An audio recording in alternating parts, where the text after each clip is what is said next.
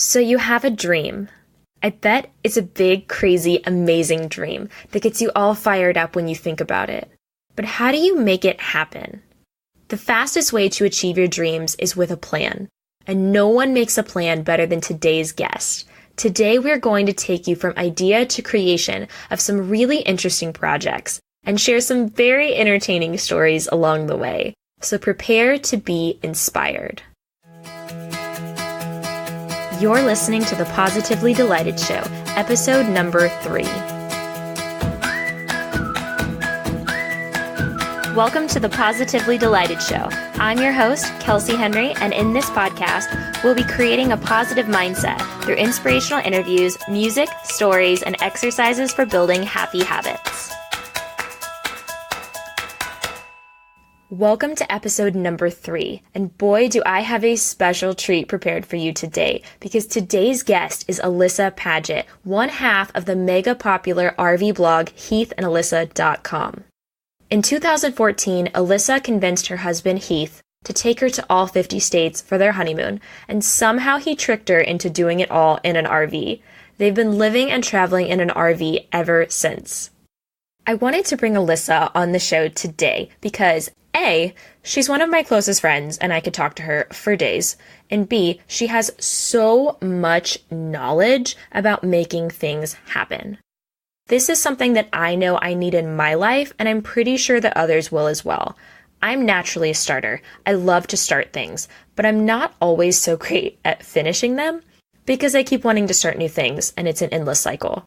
But I'm working on the habits of becoming a finisher, and this is mainly due to conversations with Alyssa, where I have asked her to help me plan out my life. No one plans like Alyssa. She's a girl with a plan, and she and Heath make stuff happen in their life and in their business.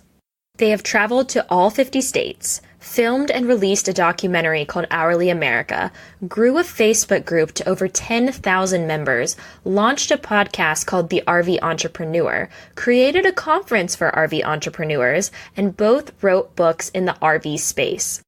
Currently, Heath is running his podcast and working on his startup, Campground Booking, and Alyssa has launched her book on Amazon and is killing it as a bestseller in the RVing category. All this while maintaining their website, writing blog posts, and creating travel vlogs, in addition to traveling full-time in an RV. Many of the guests that I will have on this show are amazing people that I have met at the RV Entrepreneur Summit, so you will hear this mentioned a lot in future episodes. I'm excited for you to hear more about this event and why it is so special. It's due to Heath and Alyssa's hard work, dedication, and dreaming that this event and community exists.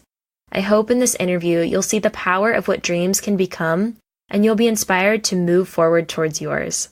In the interview, we cover a range of subjects and get a behind-the-scenes look into the ups and downs of bringing these dreams to life.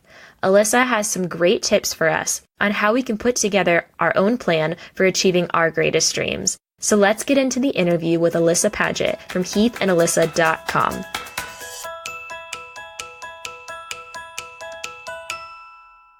Alyssa, thank you so much for being on the show today. Thanks, Kelsey.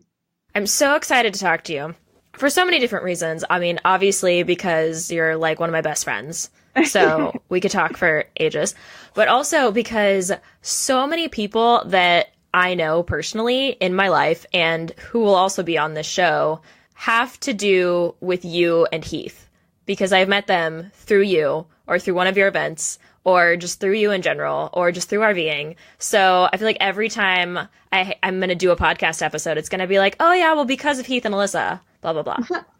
That's so funny because really you're my only friend. Whatever. So popular. Alyssa Padgett, she's so humble. Well, you are the only person that I actually feel like I talk to every day. So really, you're a cut above. So that's why they're all coming on your podcast, because it's so amazing, like you. Thank you. Thank you. I really do feel very honored. I know we've been friends for several years now, but whenever you send me a message and you're like, I just had to send this to you because you're the only one that will understand, I just get so excited. It's important to have a person like that in your life where you can say anything and you know at the end of the day they'll still be your friend, even though like sometimes you're just a horrible person. In my case. Like before we got on this call, I was like, I went shopping at JCPenney and they wouldn't take my coupon more than 3 times. Like, I'm really upset that they would not take my coupon like the 10 times I was trying to use it. I was very upset. This is a good use of your podcasting power. Like, thank you. Call out JCPenney guys listening. They're obviously all listening. Obviously. You need to be more respectful of your customers' couponing. My couponing. It's so important, guys. Like, you just don't understand. It was actually really sad. I walked out of there, like, really disappointed in the things I spent money on because I felt like I was kind of denied my couponing right. Isn't that the worst feeling when you think something's going to be cheaper and then you get up to the register and you realize how expensive it is, but like you don't want to seem cheap and not get it, even though you really don't want it anymore? Just describing my whole evening right now. So, whole evening. So, oh my gosh. Yes, exactly. Well, I appreciate that you put up with my quirky hobbies and things like my couponing. And one of the things that I specifically wanted to talk to you about today, because I know this is something that I really struggle with. I start projects and I'm really good at starting them, but I'm not so great at finishing them and like actually bringing that dream to life. And that's something that I feel like I'm constantly coming to you because you're like, I have this dream, I'm going to go do it. And then a couple months later, it's, oh yeah, that dream is like, that baby is like grown and off to college and it's like doing really well financially on its own. And so I'm over here like, okay, Alyssa, how do I create a plan that will bring my dreams to life? And how can I go from being that starter to actually being a finisher, having all of these grown projects, just, you know, like spreading their wings and flying? That's such a loaded question. Yes. Like, it's like, how do you accomplish anything? I don't have like a secret or anything like that, if that's what you're looking for. I do have a few breakdown questions. Okay. I want to unbox the things that are in your mind. Okay. Is really what I'm going for. I like that. Because, I mean, I mentioned a few things in the intro about the things that you and Heath have accomplished, but I mean, you've accomplished some pretty big things already in your life. I mean, you guys went on a tour of all 50 states. You filmed a documentary. I mean, you bought an RV. I mean, that's like, how old were you guys when you hit the road? You were like 23? 23. Yeah. 23. Yeah. You basically bought a home. I mean, you did. It was on wheels when you're 23. Yes. And then you guys also, like, you created a conference and this huge following and you both have written books and now your book is on Amazon and it's a #1 bestseller.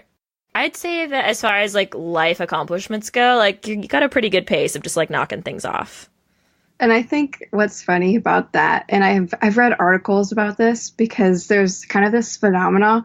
Because one, okay, it sounds so cool, and you like list off all these things that I've done because it's like, oh yeah, I did that, I did this, and you hear a list form and you're like, man, I'm actually pretty cool. But I was reading this article and it was like, nobody knows what they're doing, and everyone who looks like they have all their stuff together is really just thinking, what am I doing with my life? And like the past couple weeks, pretty much every single day, Heath and I have looked at each other and been like, what are we even doing with our lives? Like, what is going on? And part of that has been because we're gonna like go to Canada the other day, and then we ended up in Alabama, and it's just, you know, what is life? What are we even doing? But you're living spontaneous, you know, you're living on the edge.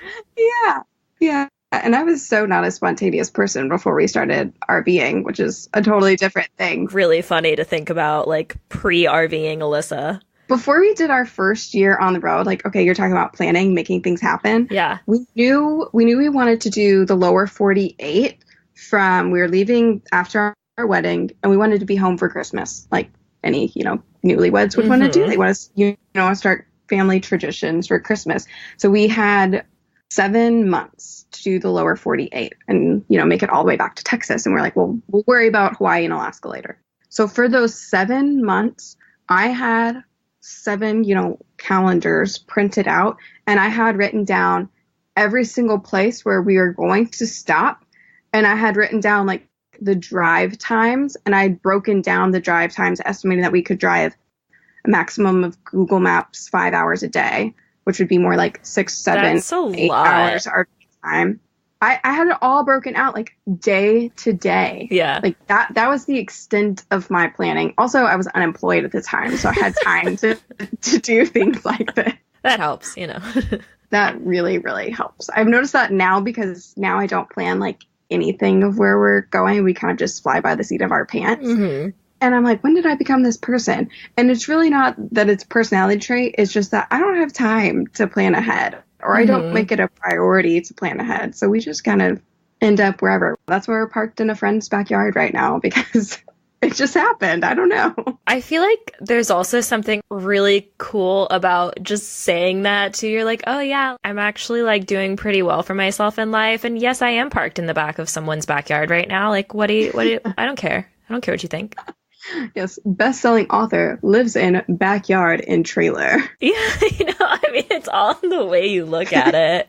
It's all true. It's me. Life is complicated. That's really funny to think about. And I mean, that's really amazing. So when you were planning all of that out, I mean, you're saying like you're like, oh, well, we're going to drive like 5 hours a day. I just knowing like from my road trips that I've been on, 5 hours of drive time usually gets extended to like 7 because you stop. You have to go to the bathroom a lot. You have to eat. And then, like, if you see anything on the way, and, I mean, you guys had to film while he worked a job in every state. Yep. How did that change after that? Like, what did it end up kind of morphing into once you got on the road? Honestly, that whole year, like, fortunately, a lot of it is on film. It's just a blur in my mind because we were driving every day. We didn't have a car. We didn't tow a car. So we were just in our old, like 21, I guess it was 21 years old, motorhome at the back at the time. And we were driving every single day. We were working these jobs. I was filming almost every single day. And I had no film experience. And if you've ever learned anything new in your life, which obviously you have, you know how exhausting it is, like mentally taxing when you're learning something new, especially when you're doing it every day and then add on traveling on top of it. And you're so tired all the time, but it's stupid because it's that kind of tired that like you can't complain about whenever you're like when you quit your job and you're pursuing a new business, or when you start traveling and you start doing the digital nomad thing, you suddenly enter the space of your life where you are no longer allowed to complain about anything. Because people just like throw it back in your face. So true. Like, and it's so annoying because I so wish that someone would have told me back then, hey, traveling is exhausting. Like your brain is having to process new places and new locations every single day. And you're going to be going on overdrive all the time. And it's going to be tiring, and like build in time to recuperate. Because if Heath and I would have done that as we're doing our first year, it would have been a lot easier. Or if we just like known to give ourselves that kind of grace, it would have been a lot easier.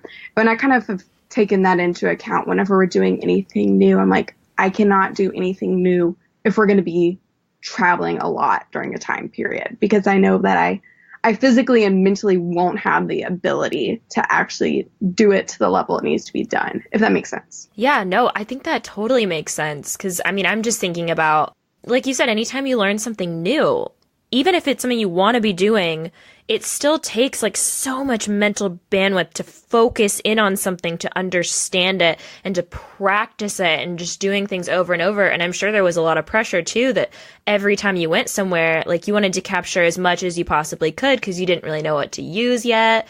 You didn't, like you wanted to make sure you captured it. You want to make sure you saved it, backed it up, all this stuff, all these new things. And you're like, well, I may know something new tomorrow, but like I need to do everything I can today because we're not going to come back to this job, Right. There's no second chances. That's the thing about film, which I've definitely learned because we filmed weddings for a long time, is that you don't get a second chance. If you're not filming it in the moment, it's lost forever. And so having that like scary. stress on your shoulders, oh my gosh, it's so intimidating. And once, this is a random story, I lost 2 days worth of footage once when I was trying to like dump and offload cards and save them and get everything backed up on hard drives. And it was the most stressful thing. I was like, I know I did everything right, but Heath's computer had been giving like this error message about being out of space. Oh no. And so I was like, oh crap. I didn't think about that when I was using Heath's computer to like offload all this footage. And I'm freaking out and I cannot find it anywhere. And I had already like cleaned the actual memory cards off. And so it was just the worst thing. I had to tell Heath, like, Heath, I messed up. I honestly don't know what happened. I followed all the steps. Like I did the process that I always do and it's gone. I can't find it. Almost a year later, Heath is cleaning out his computer because he always gets a computer with like too small of hard drive space and he always fills it up. So he's like going through trying to find stuff that he can delete, you know, to make more room. And he finds all those 2 days of footage like tucked away back in that old app the app that Max used to come with, like photos before they did photo streams, like iPhoto or something. Yeah. It was tucked away in a folder like that. And because it was around the time that, you know, Apple updated those apps and replaced it or whatever, it just got lost in the shuffle. And so that was a really good lesson for me. Oh my goodness. That it was useless for me to stress out and cry over this lost footage because it was totally there the whole time. Yeah. I don't know what made me think of that story, but no, but it's stressful. Like when you're trying to learn these things and technology, like before this podcast, I was trying to make sure like, is my audio working? And it was doing some weird connectivity things. And I'm like, all I'm trying to do Skype is test my audio. Can you not give me this? And I had to go through my computer because Skype didn't have a setting for that. Why don't you have that? I know you do, but I can't find it. You know, it's just things like that. So a lot of Googling. Yes. I had to do that before this. But yeah, so I think that all kind of works into this because I feel like having a plan will help you keep structure. So like when something like this comes up, at least you don't just like go off the rails. At least because you guys, you had this plan to go to all 50 states. You weren't just like filming is hard. I give up. Mm-hmm. Do you think that if you guys hadn't been like, okay, we're actually going to go to all 50 states, like if you had just been like, all right, let's just hit the road, would you have had a documentary? Yeah, I think that's where having really clear goals definitely comes into play because, yeah, if we had just said we're going to hit the road after that day, I could tell you we probably would have stopped because that day we drove from Omaha, which is where we were, which it's already a place where people don't really want to be. And we drove all the way down to Texas, all in that day, because I was like, we just kind of hit that wall mentally and emotionally of like, we cannot do this. Like, I've lost all this footage from 2 days of work. And it's like, well, why did Heath even, you know, work these 2 jobs if we don't even have any footage of it for the film?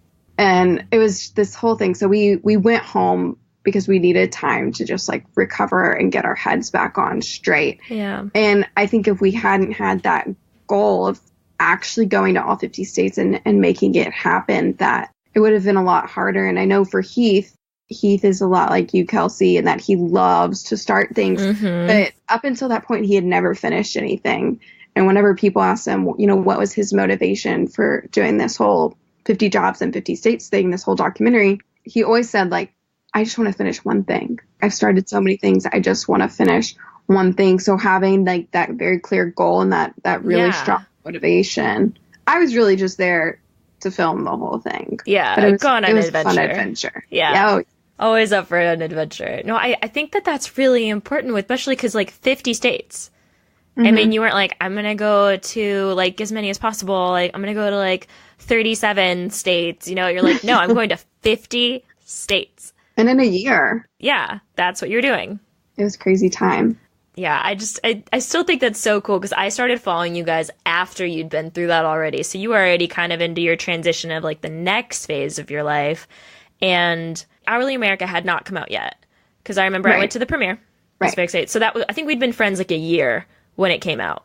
Yeah. I think it was the summer, fall, right after we finished filming that we met. Yes. Because I remember going to the premiere of it that you did with friends and family, not the WTS premiere, because I know that was really cool. I would have loved to be there, but I couldn't go to that one. But the one in Austin, I remember going to that, and I had my Franklin the RV t-shirt. Oh, yeah. And it was really exciting. I wonder what happened to my Franklin RV shirt. I used to have one. I have like a whole drawer in my closet for like, these are t-shirts from Heath and Alyssa events. We love t-shirts. Heath used to have a t-shirt printing company, and he always loves when we have something where we can print more shirts for, because he just loves t-shirts. He's very, like, don't get him started on like how much cotton should be in a shirt, because he's very passionate about this. Who doesn't love free t-shirts? Or, well, t-shirts in general for different events. Love it, especially if they're really cool, which all of your shirts are. Which most of mine come from the RV Entrepreneur Summit, which is kind of what I wanted to go into next. So you did this huge project with Hourly America, and I think that was important because you did that together. I mean, that would you say like that was your first big project together? I mean, you had just gotten married. Oh yeah. We started filming. I mean, I got the actual camera equipment in the mail because we had a sponsor, and so they sent us the camera equipment. I got it in the mail the morning of my wedding day. Yeah. And I was like, I was so excited. I thought someone had sent me like a wedding gift from Amazon because we were registered on Amazon. I'm like, oh man, what a great start to my wedding day. And it's these cameras. And I'm like so instantly stressed because I'm like, what am I doing with my life that I am going to go take a year and film a documentary in all 50 states? This is a stupid decision. I know nothing about cameras. Which is obviously what you want to be thinking about on the morning of your wedding. Obviously. Sounds very calming. Oh, yes. Very relaxing. Oh, my goodness. So you did it. You made it through. And you turned it into a documentary. So, I mean, you filmed it and you went on the trip and then you turned it into a documentary, which are two completely different, like, dreams of themselves. And then during that whole time, you'd been building up this audience. And you had the Make Money in RV Facebook group, which is now called the RV Entrepreneur. And Heath started the RV Entrepreneur podcast. Yeah. And then from that, I want to talk more about the RV Entrepreneur Summit. And specifically, like, what did you take from the Hourly America project? And how did that help you with planning the RV Entrepreneur Summit? Because I know you already had planning experience of conferences, specifically in college. But like with you and Heath as a team, how did Hourly America help prepare you for the summit? Well, we learned during Hourly America how to work together and how to not work together. You know, we've learned a lot about our strengths and our weaknesses there. And we filmed for the better part of the year. And after we were done with Alaska, it was really hard for us to look at the footage and figure out what the documentary was going to be. And we had realized as we were, filming and writing these blogs and talking about our adventure that we were not passionate about talking about hourly jobs in America. That was not what we wanted to talk about. We wanted to talk about traveling and all of these thoughts that we were having about how we could actually be making money on the road, because we were not really making money on the road when we were doing our documentary. Yeah. And Heath came up with this idea, as Heath does on a daily basis, to do this podcast talking about all these ways people are making money while traveling. And I really encouraged him to do it, but he was like, I can't do it yet. Like, we need to be making more money on the road and actually have a business that we're doing. And so together we started doing consulting with random clients again, like trying to figure out ways we could work together and how to use our skills and stuff like that. And then eventually, I guess it was like 8 months after we finished filming, we were like, okay, we actually have to finish this documentary. And so we did a whole crowdfunding thing and hired an editor and got the whole documentary edited in like 8 weeks, which is pretty fast for a feature-length documentary. And we kind of had this realization that has really stuck with me over the years as we tackle any project, especially as we tackled our first summit. It's that whatever it is that you want to do is not nearly as hard as you think it is. The hard part is just overcoming that mental barrier of having to learn something new or of thinking that you can't do it. Because with the documentary, once we actually like hired a person and had this coach, I guess, saying, here, do this, go do this. This is how, a documentary works, because we knew nothing about documentaries.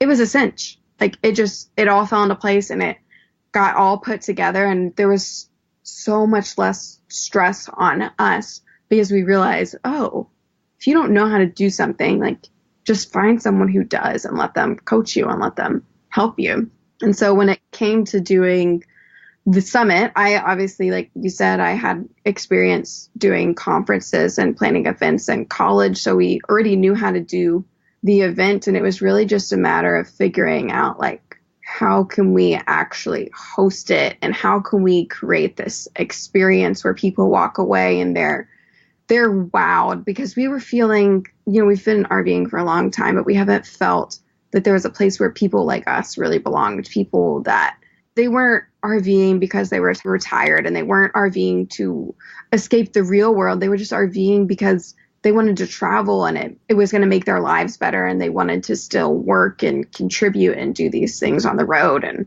that was really this whole vision that Heath had when he started our Facebook group, and when he was starting the podcast, and when we were combining our blogs, because we had separate blogs up until that point. And we really started focusing on this really clear audience. And before that, and I guess that was end of 2016, before that, everything we had done was incredibly disjointed. And so I know you talk about we have these plans, and they just happen, whatever. They just happen. Which magically. I love that it, stuff looks like that. In retrospect, it looks so clean and tidy, but filming a documentary about hourly work has nothing to do with RVing full time, which is what my book is about. And it's true. RVing has nothing to do with a lot of the business stuff that Heath wants to write about, or like the startup that he's launching. And so we've kind of slowly tried to find ways that we can blend all these things that we're doing together. And it makes me think a lot about you whenever I give you advice. I think I think about this when I give you advice, because you have 17 things that you're trying to do all at once, and none of them overlap. And so trying to kind of figure out, okay, because we did 10 things that didn't overlap, how can we kind of stack them on top of on top of each other, and which things can cross and which things can work together, and figure it out. Because I don't think it's good advice to tell someone, oh, you want to do these 5 things, you should really only do these 2. Yeah. But it is good advice to say, only do these 2 right now, and you can integrate this later. Because if you try to do it all at once anyway, you're going to get overwhelmed, you're going to get burned out. Yeah. And it is, I think that so many times when I've been like, I want to do all these different things, like I want to have a greeting card company, and I want to be a rock star, and I want to do podcast production, and I want to have an Amazon store, like all these different things, and I want to sell knitwear, like all these different things where it's like, okay, well, which of those are like fun things, and which one of them like actually brings in money? Yes, knitting is fun, but let's maybe not do that for a living. Right. Things like that. So it's hard advice to take, but I think taking feedback, I think it's really important to be able to take feedback, because if you tell me something, I mean, I need to be able to process that and be like, does this serve me? Okay, maybe it does. Or be like, okay, it doesn't, and I'm just going to go a different way, but you have to at least be able to process it. Right. Because not all advice is, even if the advice you hear is good, it might not be, good advice for you or for your particular situation. People can only speak to what they've experienced. Exactly. Yeah. So I think it's really interesting to hear you talk about all of this, because some of it I did experience with you, some of it I did not. I mean, some things I have actually like been in the RV with you and Heath as you're like working on some of these projects. So I have this cool insight into some of it, but like, especially your hourly America years, I don't really know anything about that because I didn't know you yet. I only saw what you were showing. And I feel like you and Heath were very honest and, the things you were going through. And I think that's what shows so much personality about you two. And what makes you so lovable. So I think that's really cool that you guys are so genuine, because I feel like, yes, I mean, things do look really tight usually online, but you do definitely get to see pieces of you. Like one of my favorite posts from your website is the help, my husband locked me in the shower. Things like that. Like it's very intriguing. It's very entertaining. It's just totally Heath and Alyssa. It's, and that's the weird thing, because it's very awkward publishing an article about being naked in the shower for an hour. It's a very weird thing. Fortunately, I've never gotten any weird comments about how this is like a very popular blog post of ours, because that would make me uncomfortable. But I think that's the most important thing as a content creator, is to share all the parts of your life, or as much as you want people to see. And that's actually an argument that Heath and I get into all the time when we talk about YouTube, because YouTube is like so heavily edited, because I will have 45 minutes of footage and you get to see 7 of it. And I'm very intentional about which of those 7 minutes that I will let people see, because we say some really stupid stuff and it needs to be edited out a lot. But Heath and I will get in these arguments because I will talk about my character. Mm-hmm. And he was like, stop talking about your character. Like, you're just you. Just be yourself. I'm like, no, like, there's a person that I want people to see. And then there's really, me. And so I think having the blog and having this place, like, especially during Hourly America, where you can, like, totally be yourself and share it and share all the stories and all the things that happen to you, like our fridge blowing up and stuff like that. It is so good for the soul. And I've seen that as our blog following has grown, how much more uncomfortable I get whenever I think about sharing stuff like that. Because I'm like, oh, well, these people don't want to hear about my personal life. They want 5 tips to get more traffic to your blog, or, here's how to find campsites faster, or whatever. It's interesting to find that balance. Yeah. And that's one thing that, for some reason, people say that Heath and I are really good at that. But I feel like it's something just that we are very cognizant of. Yeah. And as we write things, we try to make sure that there's a very good balance of, here's stuff that is, very informative and very practical that you can apply to your life. And here's this funny story about me getting locked in the shower or whatever crazy thing happens. We had the lock taken off of that door for a while. Yeah, so. I can imagine. We recently put it back on, and I'm very nervous about showering again in the rig because it was not fun getting locked in there. You need to create like some kind of device that you can like pull over the top of the shower and unlock yourself if that ever happens again. There's just not enough room at the top of the shower. I've spent a lot of time dissecting this. I've had a lot of people send me tips about how to get out of a locked shower. Hilarious. It's one of the things I'm known for. That story is actually printed in Liz Wilcox's book. So it's immortalized in print. That's hilarious. Yeah, it's great.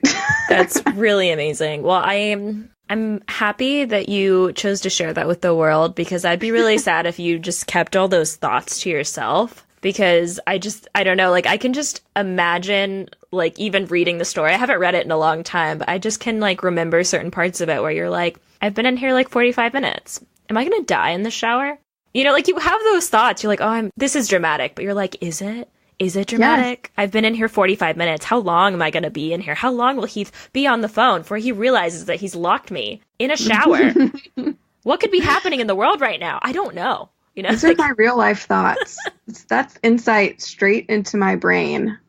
I love it. For anyone who wants to read it. Well, I think that I'm definitely going to link to it because we've been talking about it so much. But that's really funny. What I'm hearing so much in this conversation is just behind the scenes of all of these different things that you guys have done. And I'd say specifically with the conference, how did you break down that plan, and what did it end up looking like in the end of creating the RV Entrepreneur Summit? I guess just first off, let's start with, how did you and Heath get this idea? Our friend Michelle suggested it, and she helps plan WDS, which you mentioned earlier, the World Domination Summit that our friend Chris hosts every year. He just had his 8th one like last weekend. Amazing. And so she just casually suggested it once in our Facebook group, and I didn't even see the comment, but it kind of planted this bug in Heath's ear.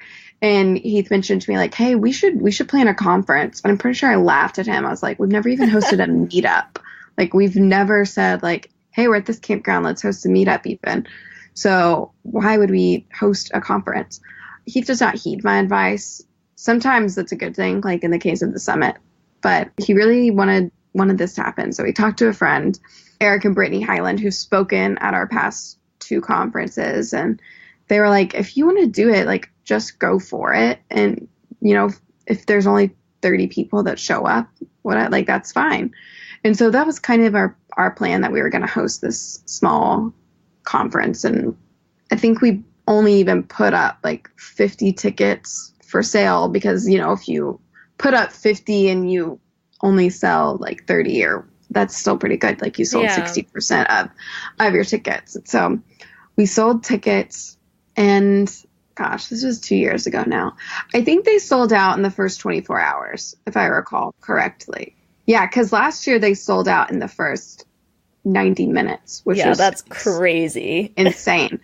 And whenever those tickets sold out, before Heath and I had even like figured out speakers, we hadn't figured out a schedule or anything like that. That's what really validated it to us, like what we were talking about earlier about this community that really needed a place to meet and a place to chat about business and RV life and what it's like to get on the road and all these things. And so we were going to create that, and to have 2 sold out conferences was really validated to us. Like, okay, this is a need in the industry, and we're going to do our best to basically throw an awesome 4-day party for all of them. Because at the end of the day, we kind of said there are 3 things that we wanted people to get out of it. 1, we just wanted them to make friends, which that's been the coolest thing. Like you said, all your podcast guests have been people that you met from the summit.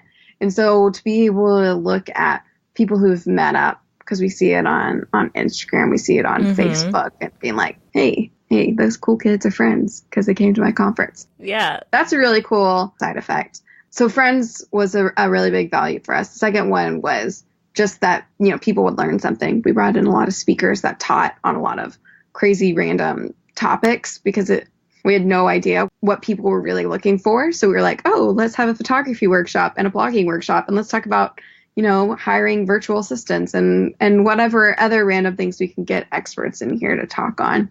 And then our third value is just that people had fun. And that was kind of for me, as I planned it, that was my guiding value is, you want people to walk away with a memory of, some crazy cool experience, because all the stuff you learn in the sessions, it kind of fades over time. But if you can, hike to the top of Enchanted Rock, or if you can do this champagne toast, and if you can run across a giant trampoline, yes, and get group photos. Yes, all these random things that we do throughout the weekend. And so I don't even know where I was going with that thought, but just incorporating these chances for people to create memories. Yeah. And I think a lot of that is what, travel ends up being about to people. Like, you collect these photos and you collect these memories. Some people collect things as they travel, but RVers don't really do that, because where would we put it? Yeah. But creating an experience that can last. Yeah. Sounds like you had those guiding principles. So while you were putting together this plan, you had these principles that would help you at every step of the way. Because I feel like when you have that, at every decision, you can be like, okay, well, we have these different catering options. Which of these is going to give the best experience for the best price for everyone, and everyone's going to have a lot of fun? Yeah. Actually, technically, with our catering, there weren't any catering companies in the actual town where we were in. So options were limited there. But yes, and I feel sorry for anyone that's listening to me ramble and telling all these random stories about my life if they were looking for actual concrete tips. But if I did have to give a concrete tip, is that establish these values. Think about the things that actually are really important to you, whether it's in your life, or if it's in a certain business, or if it's in adventure that you want to pursue. And across the board, generally, like those 3 values, community, fun, and knowledge, they kind of transcend all the different things we do, but they are specific for the summit. But knowing exactly what they are and knowing that those are things that I value in life, it helps me so much to make decisions, especially when I can break it off and be like, okay, YouTube, that's where I do all the fun stuff. Like, that's the videos of us going on overnight cruises and going on jet boats and hiking and doing all this fun stuff. And then I've got the blog, and that's all about knowledge and, sharing tips and tactics and all that crap. And then we've got, Facebook and our Facebook group. Like, that's all about community. It's all about connecting these other people that have like-minded things. And that's exactly, like I said, one of the big things for the summit is bringing all these people together in a place where they can meet and connect. Yeah. And what's really cool about that too is all of these people, I mean, what we have in common is RVing, but the interests outside of that can be completely different. I mean, there's so many people that are in different professions. We may all work remotely, but that doesn't mean we all do the same things. A lot of people may want to be travel bloggers, but other people may have jobs in marketing. They may have their own business. They may work remotely, or they may be like a traveling nurse, or all these other different professions. Maybe they're stationary somewhere for a while. But the common theme is that we all love to travel, and we want a different type of lifestyle. And I feel just being a part of the RV entrepreneur community, I mean, I grew up in an RV, but I don't currently have one. But I still feel so connected to this community, and I feel like I can accomplish more and go after my dreams because I have a support network that at any moment would love to support me in my dreams, just like I would love to do for them. And that's huge. At the end of the day, if you're pursuing anything new, if you don't have a community that's going to back you up, it's going to be 10 times harder. That's how it was for us, like with Hourly America too. We didn't have that community yet, which is, again, like why Heath created the Facebook group and why he created this whole community. A lot of credit goes to him, because I'm very content not talking to humans, but I have. Except for Heath me, makes me course. do it often. Yes. Well, I text you. You see the difference there. Let's start calling you. We're not in the same city. I'm going to see how uncomfortable you are when I start just calling you all the time. You guys see like how quickly I decline. I'm just kidding. I love you, Kelsey. I'm just teasing you. Anyway, so we're talking about community. Yeah, if you can find a community. I mean, a lot of people are really big into having a mastermind group or having a small group or something like that. But I don't think anything ever has to be that formal. Just if you have some friends that'll be there and say, you got this, or who will listen to you complain, or give you that text that you need whenever you're about to do something scary. Make sure you're complaining to like the right people. Not like if you're complaining about your own business, don't complain to your friends that like hate their 9-to-5 jobs. Oh my gosh. Yes. That is so important. Find the right people to complain to. Yeah. I'm going to have to write that down, because that's very good life advice. Yeah. I mean, like complaining in general, like it's good to not do it. But if you're going to do it, like do it to someone who will actually be able to help you kind of work through it. Mm-hmm. I have friends who have 9-to-5 jobs, and if they complain to me, I'm like, quit your jobs, hit the road, do this and this and that. And they're like, I don't want to quit my job and like sell my home and put my family in an RV. I'm like, well, then don't complain about not going on my trips. You know, this is make sure you're complaining to the right people. I mean, if you want to quit your job, complain to me. That's great. But if you don't want to quit your job, I'm not the right person to talk to. Exactly. I mean, we could be giving everyone life advice right now, like, don't complain. It's so much better to practice gratitude. And I'm sure that's all right. Or you could just find someone that you can commiserate with and that will listen to your complaints and totally understand. And that, I would say, is far more valuable, because it's just unrealistic to think that I'm never going to complain. Yeah. I mean, I would say like complaining, you know, you got to get it out. It's just like, you know, there's being sad, you know, it's okay to do it. You shouldn't probably put down roots there in that emotion, but like, you know, complain to someone, get your stuff out because you got that energy and get it out. Talk to someone and then just be like, you know what? Where's this coming from? What can I do about it? Well, I'm really frustrated because I'm not following my dreams. All right, well, you go follow your dreams. Yes, I will follow my dreams. You know, like exactly. Just like that. Do you journal? I've started doing a kind of journaling gratitude style, ironically, since you say that. And so I was doing that this morning. I've been doing it for like a week now. I've never been good at keeping a journal. But what I started doing is I'll do like, okay, here's the date and I'm so happy and grateful for, and then I'll do a whole page of what I'm grateful for. And I'll try to do it relevant to that day or just whatever stream of consciousness comes to mind. And this morning I did it with my 10-year-old niece. And so they just got a new puppy. And so it's like, I'm grateful for my wonderful niece. And then it's like, okay, what do you want, Maddie? And she's like, oh, my puppy. What else are you grateful for? Puppy love. What else are you grateful for? Puppy cuddles. Yes, I love puppies are fantastic. Well, let's just love on puppies today. Like, that's just what my gratitude journal is today. I mean, puppies are very cute and worthy of all the gratitude. Exactly. Do you journal? No, well, kind of, and no, not at all at the same time. Is that possible? Yes, it totally is. I used to journal. I don't understand anyone that ever says that they do something every day other than sleep and eat. Like, that's the only things I can do every day because it's impossible, right? It's impossible to do the same thing every single day. And I really don't want to hear anyone that wants to message me and be like, I do this every single day and I'm amazing at it. Because in my mind, no, it's just impossible and I am normal. Well, I also feel like with our lifestyles and our values and our passions, it usually tends to go more towards that spontaneity. Yeah, maybe. Maybe I'm just kind of thinking of this on the spot. Maybe what would be kind of cool is be like, okay, every day I'm going to do one of these like fun, positive things. I'm going to do a gratitude journal.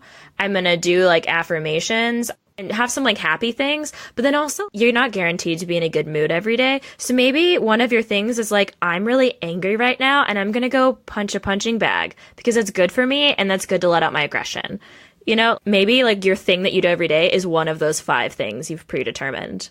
I kind of do something similar to that, but I always should add the punching bag thing on there. Everyone should have a punching bag. Everyone should have one.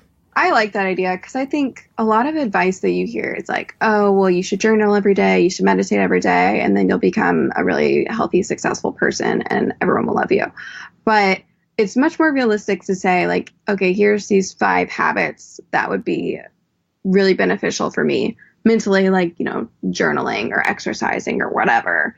And I'm going to just try to do as many of them as I can every single day, quote unquote, depending on my mood. Yeah. I saw this amazing video today. And okay, Facebook Watch. I've never used Facebook Watch because I'm like, why can't just put this on YouTube? Why is Facebook trying to reinvent the wheel? But I was scrolling through my phone today and I got sucked into Facebook Watch and I was on like my 4th video in a row. So what you're saying is that it did work eventually. It totally works, Facebook. Good job, Facebook.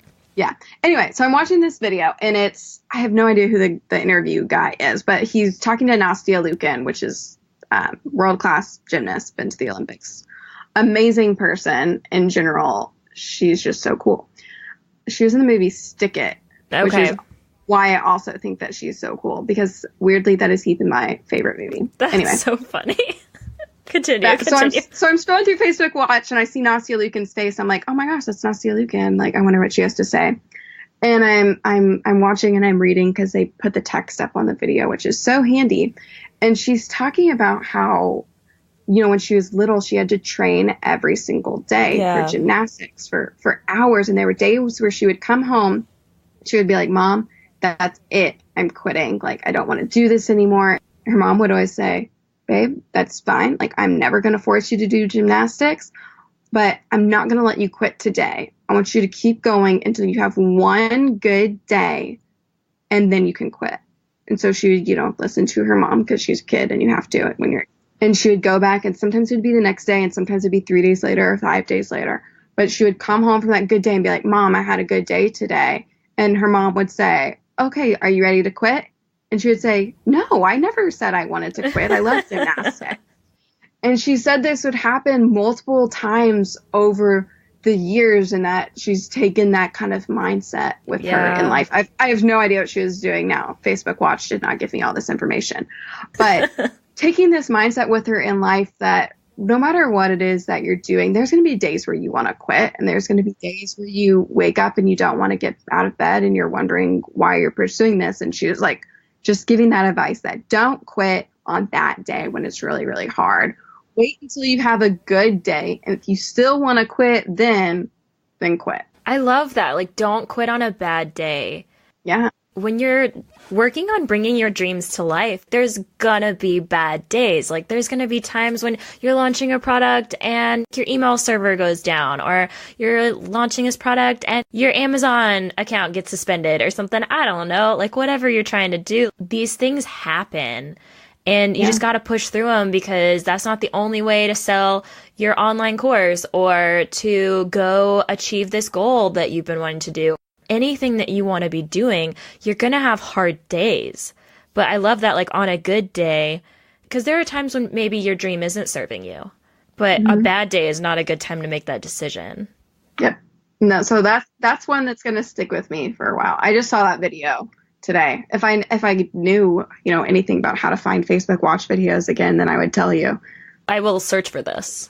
Wow, sometimes you just drop like some like truth bombs here, Alyssa, through this like I am video. here to quote the brilliance of other people and things that I've learned from the internet. That's very That's wise. what I'm here for. Because everything on the internet is obviously true. And extremely helpful and beneficial to you in every way. Everything. You should always believe it.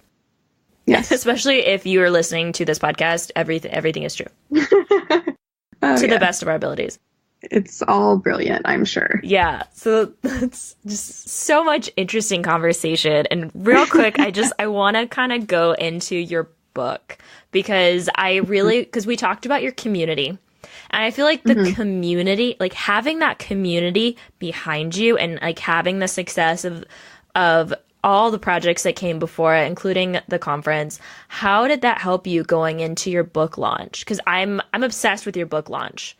Because I think it was just so smart. Not only that, you had a book launch, you know? And I think that anyone, when you're launching any kind of project, any kind of dream, and we talked about this with the things that I'm trying to do, having that community behind you. So how did you bring that community together, and how did that impact the project? Okay. Loaded question. Let me see if I can break it down. So like I mentioned earlier, after we filmed Hourly America, we kind of just like scraped together with as many freelance projects as we could get. But the problem was that Heath and I had very little life experience because we were 23 or 24 at the time. Mm-hmm. And a friend, perhaps very stupidly, asked us to help him launch his course. And we had no experience in launching courses and knew nothing about online courses whatsoever. I had taken one, and out of the three of us, Heath and this friend and me, like I was the only one who'd ever even purchased and worked through an online course. Okay. So like we were not qualified. None of us were qualified to be doing this. But we learned so much, and Heath and I hustled to make it happen. And we just kept getting these clients. I think we ended up doing like a dozen course launches over, I don't know, the year and a half that we were doing this freelance work. So we really honed our plan of here's how the process goes. And there were a couple book launches in there as well. So I had a little bit of experience with book launches, but not as much. And so we honed this plan. We kind of had this whole system set up. So I knew how it all worked. And I thought that it'd be really easy to implement when it was my own book because I would know the content like the back of my hand. Yeah. But it was so hard because there was such an intimacy there of like, this is my baby. And now I have to actually convince people that it's worth reading.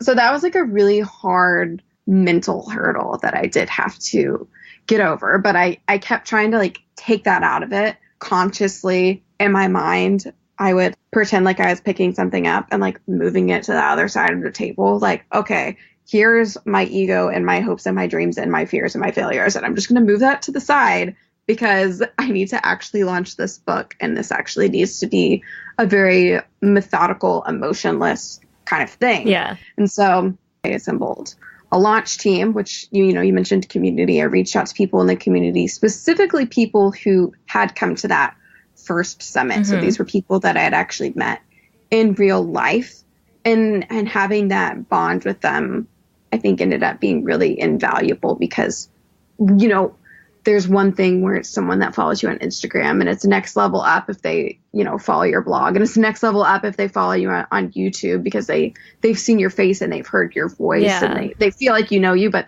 if it's someone that's like met you in real life, then that's like mega fan status. Like, of course I'm gonna help you with your book launch because I like you and I know you. Yeah. And so assembling a team of people that were at that level, and I only did ask specific people and make sure that I was really focusing on just having a small team of more effective people, mm-hmm. rather than trying to have this big launch team. And how many people were in that launch team?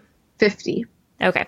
Which I was kind of disappointed by because in my mind, having done other launches, it's like you want 100 reviews for your book. I was like, well, I'm only asking 50 people. Like, it's going to take me forever to get to this 100. But Heath agreed with me when I was, talking about it, that 50 would be much easier. Like, this is my first launch of my own product. I didn't know how it was going to go. Like, start with a small number, and in the future, whenever we launch more books or do whatever we want to do, then we can have a bigger launch team. So I started with these 50 people.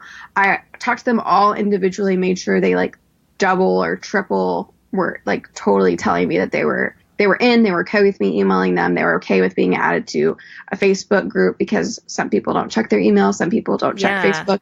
I think that's really important that you didn't just send a mass email to people and be like, okay, can you all like be part of this group? You talk to each person, because 50 people, like that's a lot of conversations. And it does take more time, but it's kind of boils down to how effective do you want to be, and how do you want to run your business? Because I could have very easily hired you or hired a VA and be like, hey, can you email all these people and tell them these bullet points?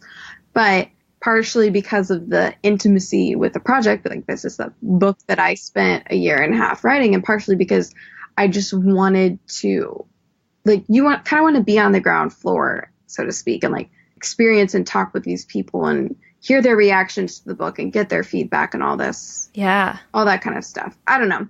It was a very interesting process for me, but it's been really cool to see how that initial launch really, because I've still got that Facebook group, but it's still growing, it really affected those people. And I felt like I could actually teach them a lot along the way, because I created this launch team and because I was able to share the experience with them. So I feel like we're like this really close group of friends almost now, because we've been through this together. Maybe that's just my mindset, because I feel like we've really been through something difficult together. But to them, they're like, I just posted a review of your book. This is all I've done. This is all I've done. I don't know.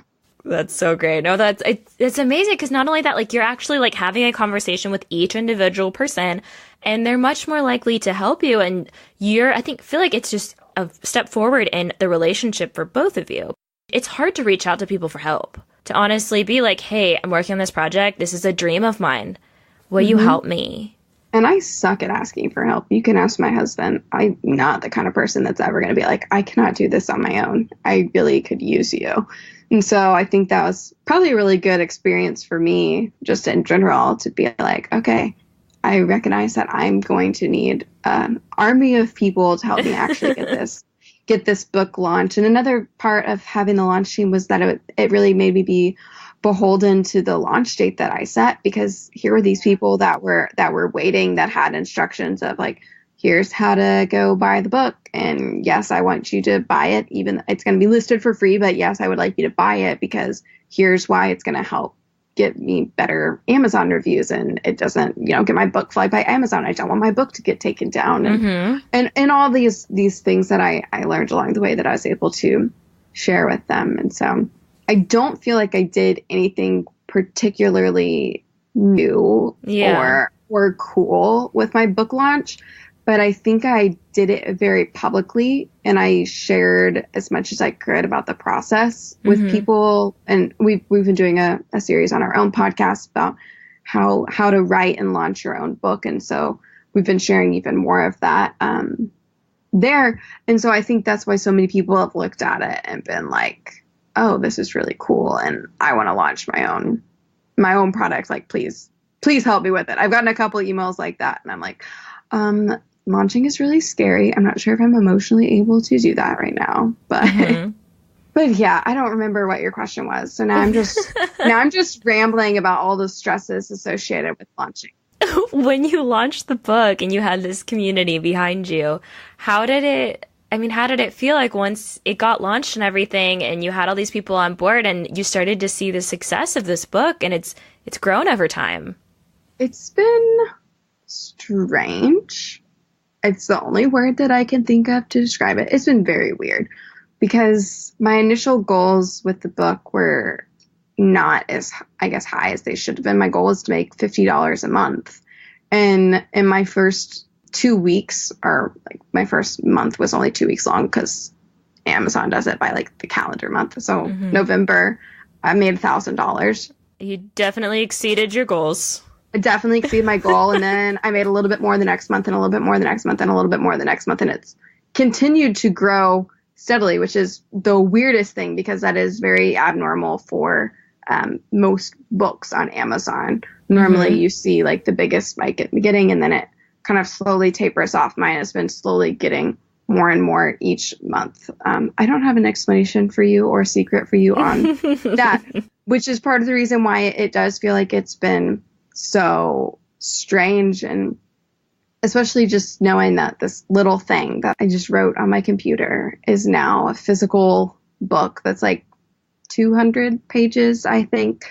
I can't even believe that I wrote 200 pages, let alone that it's printed and that people are buying it. But yeah, that's out there.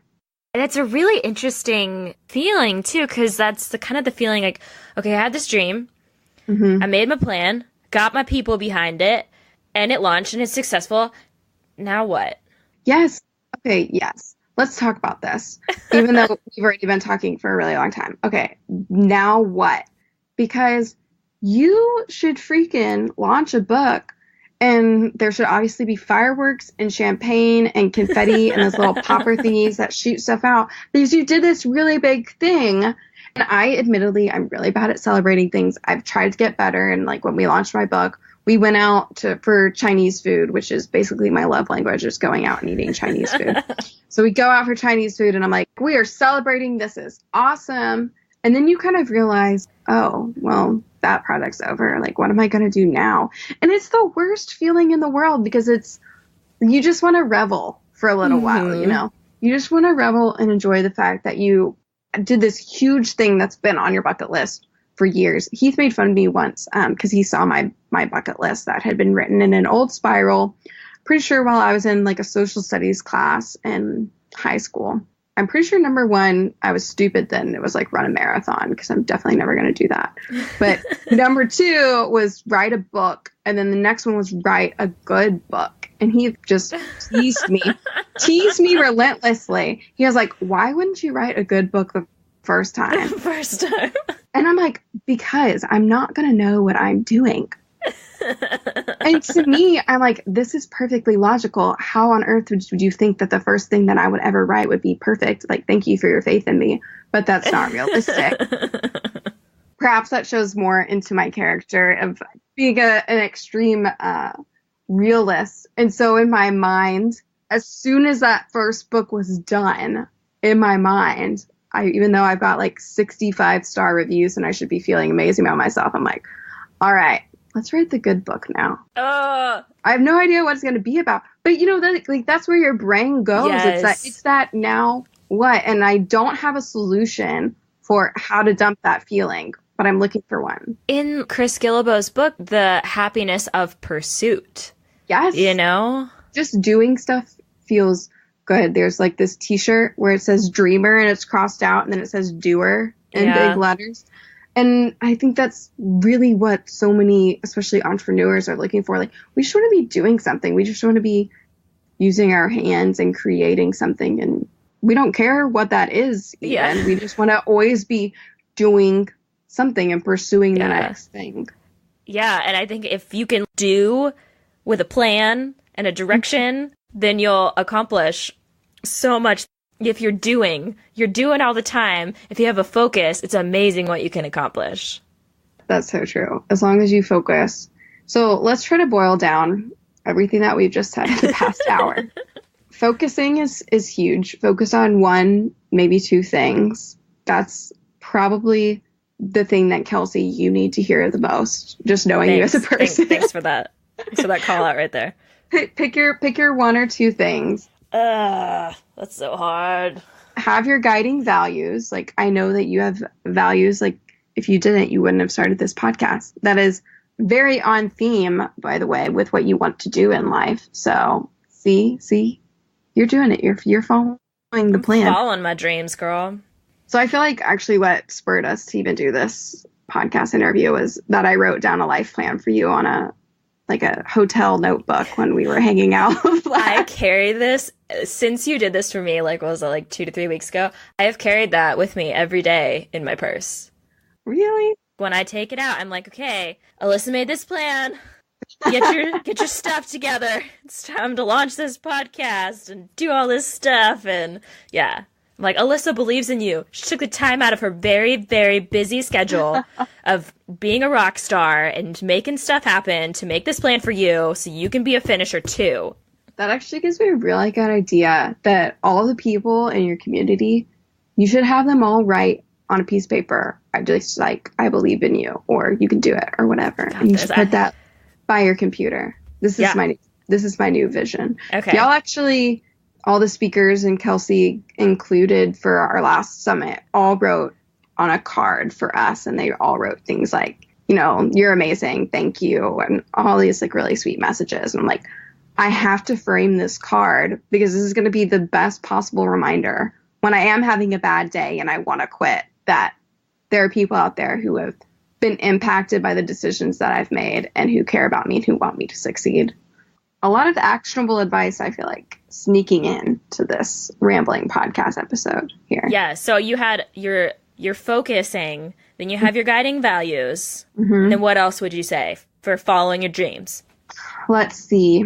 Recognizing that nothing that you want to pursue is as hard as you think it's going to be. So stop delaying it and stop wasting time. Like I said, we waited almost a year from when we said we were going to have our documentary. Actually, we said we were going to launch our documentary August 2015, and it launched, or no, it didn't launch. It's a documentary. It was premiered September 2016. So it was a year later than we initially planned because we got caught up in that fear of the unknown and not knowing what we were doing. So recognizing that nothing that you are going to pursue is as hard as you think it was going to be, / you can just Google it, and Google has the answers to everything. Okay. Yes. That's what all of my business and successes could be boiled down to, is me just Googling. Just Google it. How do you get a book on Amazon? Yeah, that's how you find anything out. Yes. And then I'd say with that, like finding an expert. Oh, yeah. If you can follow, well, I'm biased because I think we have a pretty good blog, but if you can follow a blog of someone that is doing whatever you want to do, and just soak up everything that they have to say.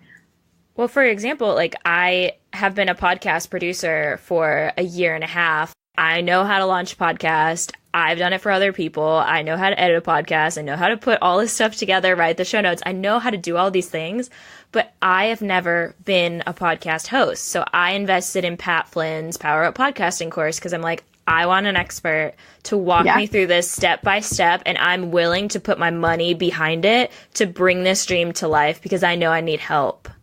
And putting your money behind it is so important. Like I said, like we hired an editor for our film because, there's things that you just can't do on your own that if you pay for them, you'll make it happen because you feel it then. Yeah. Like you feel like, okay, this is real. I just lost thousands of dollars out of my bank account. I have to do this now. Have to do it. And then I would say with that, like accountability. Mm-hmm. Having people to fall back on, having someone that's going to say, hey, why isn't this done? Or you said you were going to do this. Like, how can I help make it happen? Yes, like accountability and community. Yes, absolutely. I love that. Well, I'm already imagining the blog post that I'm going to write up, like with all of this amazing wisdom. Mm-hmm. So I'm very excited. So do you have any other final words of advice for our listeners before we go into our fun rapid fire questions that I have prepared for you? Now I'm like nervous because all I can think about is that I'm about to have to go through like a lightning round. I'm picturing that episode of Friends where they do the lightning round. Last minute advice, I would say what my dad always used to say to me growing up. I remember, so I gave this speech at our graduation and I felt like a total cheeseball saying it. I'm going to feel like a cheeseball now, but it's so true. It's that you can do anything. My dad used to tell us that all the time. He's like, you can do anything you want. And it wasn't until, I started being an entrepreneur that I realized I can do anything that I want. All I had to do is take the time to learn it and be bold enough to make it happen. This is why I'm living in a RV in someone's backyard right now. Goals. Yeah, goals right there. You can live in the backyard of someone else's house too. If only you dream. Yes. If only you can dream as big as us. Oh gosh. Okay, let's hear these lightning round questions. Yes. I'm so intrigued. Okay. All right. So timed questions. All right. You ready for this? Yeah. Ready? Okay. Name one thing that makes you happy. I have a set of these vintagey looking national park postcards, and they're all over my wall, and they're so beautiful. I'll just send you a picture. I love those. I can't wait to see your picture. All right. Name one thing that you're grateful for. I got these new essential oils and they smell amazing. And now my house smells really good. And bonus, because they're the ones that make you happy, like lemon and lavender and all this stuff. And I'm sleeping better. So I'm just like, Oh. yeah, they're freaking magical tools, man. Side note on like natural wellness. Yeah. All right. Favorite place you've ever visited? Oh, shoot. That's impossible to answer. Or one of the places. One of your favorite places. The place that comes to mind is that there was this beach we went to in New Zealand on the North Island. I can't remember if it was like, it was Whangamata maybe. And it's just this huge sand beach. And there were like 3 waterfalls coming off a cliff that were like hitting into the sand and then running into the beach. I'm like, what is this magical fairyland that I am in right now? It's amazing. Love it. All right. Your favorite book? Ooh, A Million Miles in 1,000 Years by Donald Miller is usually my go-to answer, but I'm going to mix it up because I just read Julia Child's book, My Life in France. Okay. Not her cookbook, but My Life in France. And weirdly, it is probably the best book on business that I've read in a really long time. Fascinating. Yes. And it's a lot of food and recipes and like mixed into it. And I was so hungry every time I read it. I love that. A podcast that you're listening to right now. I don't listen to podcasts, but I did I just listened to, hold on, pause. I have to look up what it's called. I really did just listen to a podcast the other day because Heath likes to listen to them. What's it called? Marketing School with Neil Patel. Okay, yeah. Yeah, because their episodes are 5 minutes long, and if it's more than 10 minutes, I cannot focus for that long. I get so what you're saying is you're not going to listen to this podcast episode that we're recording right now. I can't listen to myself. I sound like an idiot. Okay, something that you do for fun. I like to color. Oh, I love coloring. All right, and something on your bucket list. Ooh, something on my bucket list. I really want to see the Northern Lights. Ooh, can you do that in Canada? I can't believe that I haven't. Yes, you can. Apparently you could in Maine, and I didn't go outside the night that you happened to be able to see them from my campground, and my friend got pictures, and I was super jealous. But yeah. I'm going to try. We're going to be in Canada like through October, and okay. I'm going to make this happen. Otherwise, I'm going to have to get one of those rooms in one of those like glass hotels in Norway where you can like sleep. I think that should be our next girls trip after Disney World. Norway? Yeah, I think that sounds great. Like, I'm going to do a lot of knitting. It's going to be fantastic. Yes, please knit me some warm clothes.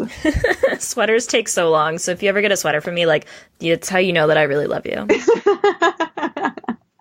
I love it. Well, that is all of the rapid fire questions. All my answers also happen to be things that are right in front of me. So I might have been cheating. Great. No, it's totally fine, because is it really cheating, or are those things just front of mind? Are they front of mind because they're in front of you? Or are they front of mind because are they in front of you because they are front of mind? It's like Inception. Who knows? Who knows? All right. Well, Alyssa, it has been so much fun talking with you today, and can just think of so many like episodes that we could just go off of and all these topics. I think this was a really good intro episode. I think we're going to be talking a lot more about these in the future. Oh, goody. I'll try to be, less rambling stories about me being naked in a shower next time. Well, where is the best place that people can contact you? Contact me, heathandalyssa.com would probably be the best. But we do have our Facebook group too. If you search the RV Entrepreneur, you should be able to find it. Yes, and there's all sorts of cool stuff, and they have super cool videos on their vlog about their latest travels in New Zealand. Super fun. And if you're interested in joining the RV lifestyle, be sure to head over to Amazon and pick up Alyssa's book. What is it called? A Beginner's Guide to Living in an RV. Love it. Well, it is a fantastic book. Thank you. I'm not just saying that because I got to read it before it came out, and I feel really special. And one of my photos is in it, so I think that's pretty cool. Okay, no, the best part was, though, because Kelsey did read my book, read my book before it came out, and she would laugh out loud while she was reading it, and it was the best feeling in the world. Because it's like, yes, I am funny. Someone is laughing at my writing. It was amazing. Quick story before we go, though. When I was doing the editing, this happens a lot being with you guys. So behind the scenes look here. I was reading the book and you're like, okay, do you have any feedback? And I was like, well, when you're talking about the different rigs, it would be really great if maybe you could show a picture of them. And then out of nowhere, Heath is like, aha! I told you it needed photos. And you're like, this is not a conversation that you are in right now. And I was just like, I didn't say anything. Yes, welcome to the glimpse of our marriage. It was just hilarious. And it's just that whole thing about hearing feedback. And he's like, well, Kelsey said it. And I'm like, don't bring me into this, Heath. Don't do this. Well, guess what? They won. There's photos in my book. I still think they look great. I think they look terrible. Whatever. But what are my opinions? Yeah, whatever. It's just your book and all of like your writing. Anyways, so much fun. Well, it has been so much fun talking to you, and thank you for being on the podcast today. Thanks for having me, Kelsey. It was a blast.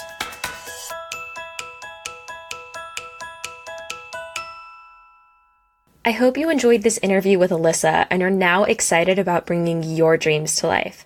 If your dreams include traveling, RVing, or being a digital nomad, you should definitely check out their website at heathandalyssa.com. They have great articles about RV life and very entertaining stories from the road. On the website, you can also find the RV Entrepreneur podcast, which is amazing and you should listen to it. Don't forget to check out Alyssa's book, A Beginner's Guide to Living in an RV. I'll link up to the book in the show notes for this episode over at positivelydelighted.com. You can also search for it directly in Amazon by searching the book title or Alyssa Padgett. Thank you so much for listening to this episode of the Positively Delighted Show. Be sure to head over to positivelydelighted.com to get the show notes for this episode.